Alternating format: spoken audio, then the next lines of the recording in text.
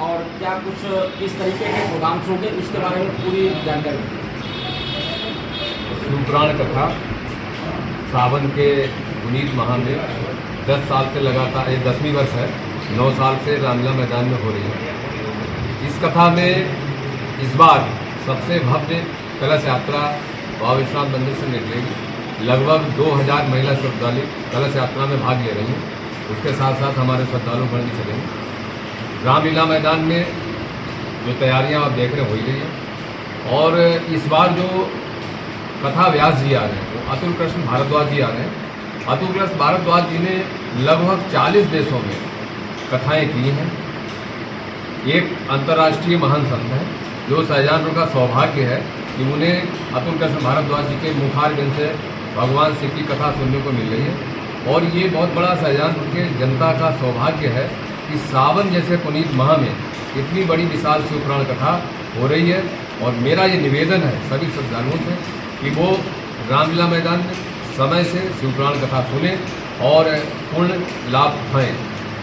वैसे तो आप लोग सब जानते ही हैं कि शिवपुराण कथा में कुछ न कुछ नया होता रहता है।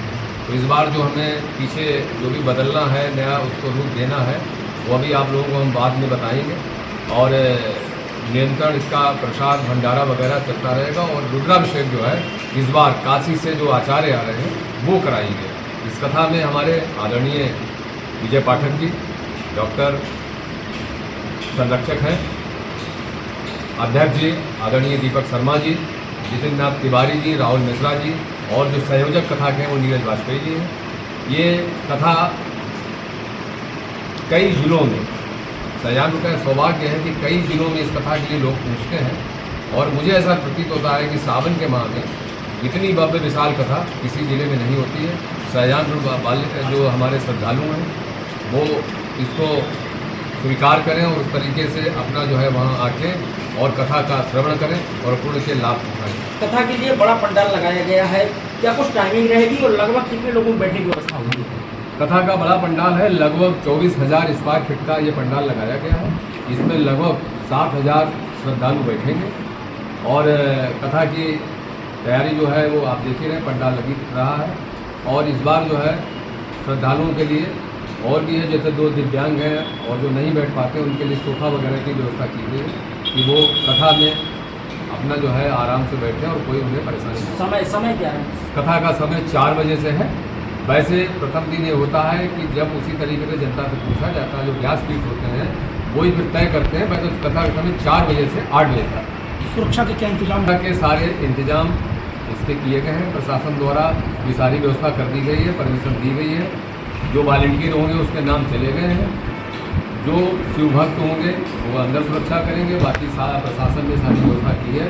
अग्नि व्यवस्था, विद्युत व्यवस्था सारा कंप्लीट है, इसमें कोई खामी नहीं बरती है। जनपद वासियों से क्या अपील करेंगे? जनपद वासियों से हमारी अपील है कि सावन का महीना है और सावन के महीने में शंकर जी की जो कथा है ये एक नई ऊर्जा प्रदान करती है। तो हम चाहेंगे कि जनपद वाले लोग अधिक से अधिक संख्या में जुड़ें और इस कथा का लाभ उठाएं। ये उनके लिए बड़े सौभाग्य की बात है। कथा हमारी समिति के माध्यम से होती है और इसमें लोग भी जुड़े हैं, जैसे हमारे डॉक्टर साहब हैं और सभी लोग जुड़े हैं। लेकिन इसका कोई विशेष जैसे चंदा किया जाता वैसे चंदा नहीं। लोगों की डिमांड तो है कि आप बाहर निकलिए, लेकिन उस तरीके से नहीं होता है। हमारे सभी लोग जुड़े हैं। मुनेश्वर सिंह ब्लॉक प्रमुख जी हैं वो भी जुड़े हैं। अशोक गुप्ता कुआएँ के जो चीनी मिल है उनका, वो भी इस कथा में जुड़े हैं। इस तरीके से एक जो है व्यवस्था बनाई जाती है और एक कथा लगातार आयोजन किया जाता है। उसी क्रम में ये 10वीं कथा जो है इस बार भी आयोजित की जा रही है, जो आगामी 1 तारीख से होकर के कार्यक्रम 11 तारीख तक चलेगा। 1 तारीख से 9 तारीख तक कथा होगी। 10 तारीख को रुद्राभिषेक का कार्यक्रम है और 11 तारीख को भंडारा होगा। ये सब कार्यक्रम प्रतिवर्ष भी भांति इस वर्ष भी हो रहे हैं। हर वर्ष ऐसे ही ये कार्यक्रम होते रहते हैं। हरिशरण वाजपेयी जी जैसे पुण्यात्मा समाज के लिए काम करने वाले, धर्म के प्रति समर्पित लोग हमारे शहर में उपस्थित हैं। ये हमारे शहर का सौभाग्य है।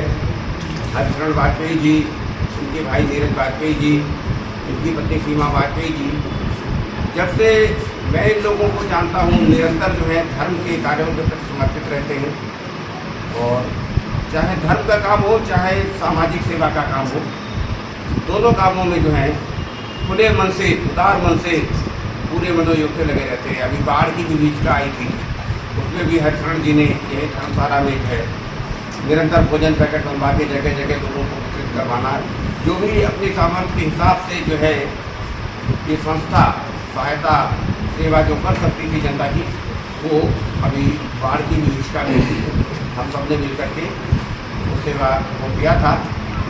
तो 30 तारीख से शिव कथा आयोजित होने जा रही है। सभी शहरवासियों से अनुरोध है कि पवित्र श्रावण माह में हमारे जो इस बार के जो कथावाचक हैं, अतुल प्रभु महाराज जी बहुत अच्छे कथावाचक हैं, विश्व प्रसिद्ध हैं। तो लोगों से आग्रह है कि इस पवित्र श्रावण माह में आकर के पूरे नियमित समय से आकर के 2 बजे से आरंभ होगी कथा का आनंद लें, रस लें और भक्ति भाव में गोर होकर के जो है अपने आप को जो है बोले का भागीदार बने। गंगा जल हम लोग फरुखाबाद से लेकर आए हैं, जो कलश यात्रा में गंगा जल कलश में भरा जाएगा और टेंट की लगना शुरू हो गया है। समस्त प्रकार की तैयारियाँ वॉलंटियर सारी व्यवस्थाएँ हम लोगों ने कंप्लीट कर ली हैं। सभी भक्तजनों से अनुरोध है कि भक्तिभाव से कथा को सुने और भगवान शिव के पुण्य के भागी बने।